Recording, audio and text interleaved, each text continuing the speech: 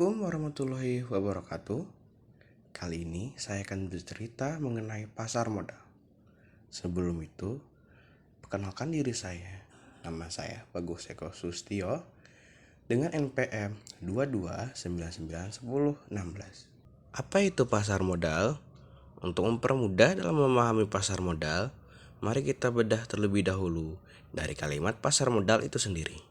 Pasar modal terdiri dari dua suku kata, yaitu pasar dan modal.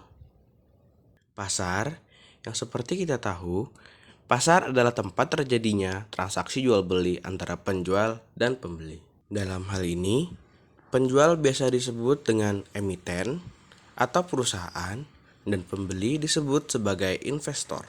Kemudian ada modal.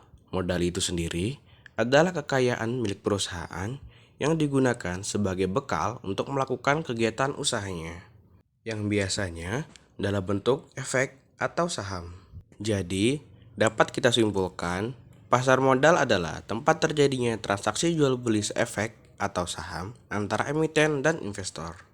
Di dalam pasar modal, ada beberapa instrumen penting yang harus kita pahami, yaitu ada emiten, investor, bursa efek, dan efek. Emiten adalah perusahaan yang membutuhkan suntikan modal untuk membantu kelancaran kegiatan usahanya dengan menjual saham di bursa efek. Perusahaan yang bisa menjual saham di bursa efek hanyalah perusahaan dengan status terbuka atau go public. Selanjutnya, ada investor. Investor adalah orang yang membeli saham milik perusahaan yang bertujuan untuk mendapatkan keuntungan. Kemudian, bursa efek, yaitu tempat terjadinya transaksi jual beli saham.